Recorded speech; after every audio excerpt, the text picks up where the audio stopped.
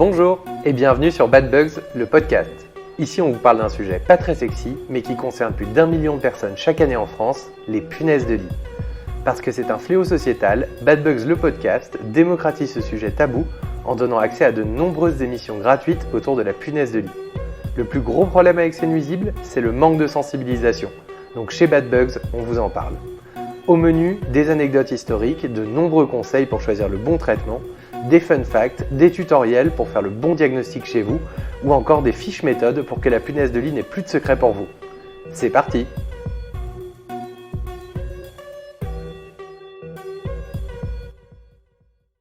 Aujourd'hui, je vous partage les bons réflexes à adopter pour se débarrasser des punaises de lit.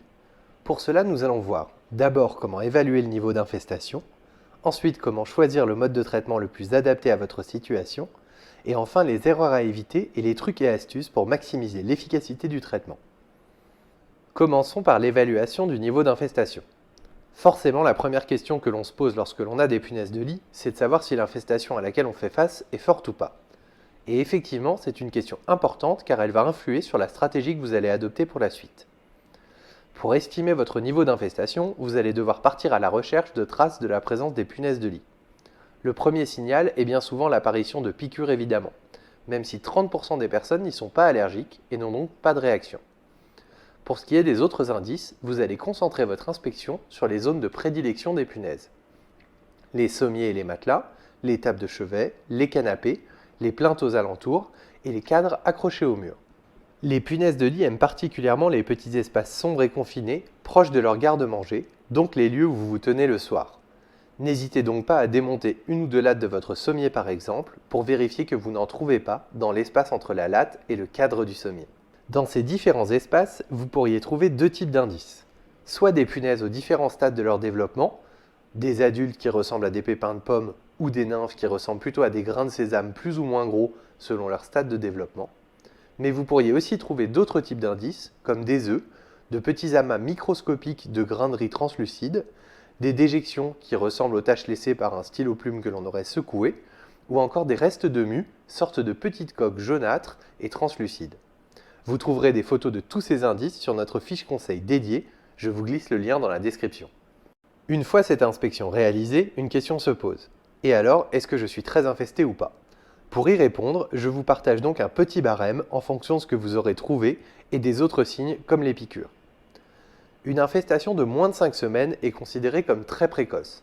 À ce stade, si vous êtes réactif aux piqûres, vous avez au maximum 3 ou 4 piqûres par semaine et vous ne trouvez aucune trace lors de votre inspection. Une infestation de 5 à 10 semaines est considérée comme faible. À ce stade, vous avez au maximum une dizaine de piqûres par semaine et lors d'une inspection minutieuse, vous devriez commencer à trouver les premières traces de leur présence. Une dizaine de points de déjection par exemple ou quelques punaises vivantes. Une infestation de 2 à 4 mois est déjà considérée comme modérée. À ce stade, vous devez être piqué entre 3 et 10 fois par nuit en moyenne et une inspection même superficielle vous permet de trouver pas mal de petits indices de la présence de punaises. Au-delà de 4 mois, l'infestation est considérée comme forte. À ce stade, le rythme de piqûre devient insupportable pour les personnes allergiques et vous pouvez de temps en temps voir des punaises qui se déplacent sans même les chercher. Maintenant que vous avez pu estimer le niveau d'infestation, il est temps de choisir le mode de traitement qui vous convient. Voyons ensemble les options possibles. Il existe 5 grands types de traitements. Tout d'abord, les traitements maison. Ils ne sont envisageables que dans le cas d'une infestation très précoce. Au-delà, ils vont vous faire perdre du temps et de l'argent avec une probabilité de succès très faible. Pour en savoir plus, je vous invite à consulter notre fiche conseil à ce sujet, dont vous trouverez le lien dans la description. Deuxième option, la plus courante, le traitement chimique professionnel. Il a 2 grands avantages. Son coût, qui est de loin le plus abordable, de l'ordre de 300 à 400 € pour un appartement de 50 m², et le fait qu'il fonctionne dans tous les types de logements. En revanche, il nécessite pas mal de travail car vous devrez traiter vous-même votre linge en parallèle pour qu'il soit efficace. Il est aussi plus long que les autres avec 2 ou 3 passages espacés de 15 jours, soit 1 mois pour être efficace. Et il n'est pas adapté si vous souffrez de troubles respiratoires graves. Troisième option, le traitement vapeur professionnel. Il n'est efficace que dans les appartements modernes. Du côté des avantages, il ne dure qu'une journée et il ne nécessite pas d'utiliser d'insecticides.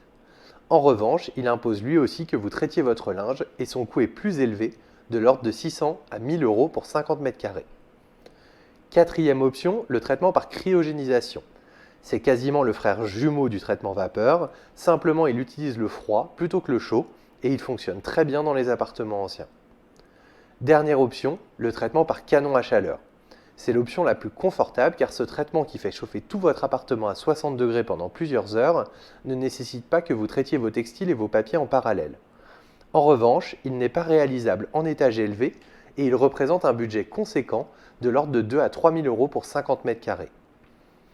Le taux d'efficacité des différents traitements professionnels est équivalent. La différence se joue vraiment sur les modalités pratiques, la durée, le travail à réaliser et l'utilisation ou non d'insecticides. Les prix et la disponibilité des traitements peuvent bien sûr varier d'une région à une autre. Je vous invite donc à jeter un œil sur notre comparateur pour comparer les prix et les avis d'artisans sérieux près de chez vous. Passons maintenant aux erreurs à éviter et aux conseils pour maximiser l'efficacité du traitement. Même si l'entreprise fait très bien son travail et si vous respectez tout le protocole, le taux d'efficacité d'un traitement n'est malheureusement pas de 100%. Il est plutôt plus proche des 80%. Il est donc important d'éviter au maximum les erreurs pour ne pas faire baisser ce chiffre. Ne traitez pas, mais ne vous précipitez pas non plus. Les punaises de lit, c'est un marathon, pas un sprint. Malheureusement, d'après une étude Ipsos pour badbugs.fr, en moyenne, il faut 2 mois et demi pour en venir à bout. Si vous respectez bien l'ensemble des consignes, cela peut aller plus vite bien sûr, mais cela prend du temps. Donc, comme pour un marathon, il faut bien sûr éviter de partir trop tard, mais il faut aussi gérer son effort. Prenez le temps de bien préparer l'appartement avant le traitement pour qu'il puisse bien fonctionner, quitte à le commencer 2 jours plus tard. Deuxième conseil, en amont du traitement, respectez bien les consignes préparatoires et préparez votre logement. Emballez l'ensemble des textiles dans des sacs poubelles fermés, puis traitez-les au fil de l'eau, soit en les lavant à 60, soit en les surgelant 5 jours à moins 18 degrés. Vous pouvez aussi faire appel au service d'une entreprise spécialisée qui viendra récupérer vos sacs, les surgèlera, puis vous les ramènera une fois le traitement terminé. Facilitez le travail du technicien. Décalez les meubles des murs, ouvrez les tiroirs, les placards, facilitez l'accès aux goulottes électriques par exemple. Si vous faites un traitement chimique, ne nettoyez pas les sols entre les passages de l'entreprise. Pour fonctionner, l'insecticide doit rester en place pendant 2 fois 15 jours au minimum, afin que chaque fois qu'une punaise de lit sort pour vous piquer, elle marche dans l'insecticide et finisse par mourir. Si vous passez la serpillière, cela ne fonctionnera pas. Ne quittez pas non plus votre appartement ni votre chambre. Comme l'objectif est que les punaises se déplacent et marchent dans les insecticides, mieux vaut leur donner une bonne raison. Ce n'est pas très agréable, mais il faut donc que vous serviez de fromage sur la tapette à souris en quelque sorte. Il faut aussi éviter les causes courantes de réinfestation. Il n'y a rien de pire que de se débarrasser des punaises pour les voir revenir quelques mois plus tard. Soyez donc très rigoureux dans le traitement du linge et des affaires. Sinon, quand vous rouvrirez le sac, même plusieurs mois plus tard, l'infestation repartira de plus belle. Parlez-en autour de vous. Durant la période où vous avez des punaises, vous avez pu contaminer un proche, famille, amis, babysitter, femme de ménage, collègue, ou l'inverse. Et vous risquez donc, s'il ne réagit pas rapidement, d'en rattraper chez lui par la suite. En cas de suspicion, parlez à vos voisins. Il peut arriver que les punaises viennent de chez un voisin qui ne prend pas en charge le problème. Dans ce cas, il est important de contacter votre syndic pour que la chose soit prise en charge plus globalement dans l'immeuble. Quoi qu'il en soit, au vu de la multitude de raisons qui peuvent faire qu'un traitement échoue, au moment de choisir une entreprise, soyez particulièrement pointilleux sur la présence d'une garantie de résultat écrite. C'est l'un des points sur lesquels nous insistons particulièrement lors de nos audits d'artisans. En effet, il est indispensable que vous ne soyez pas obligé de repayer en cas de problème.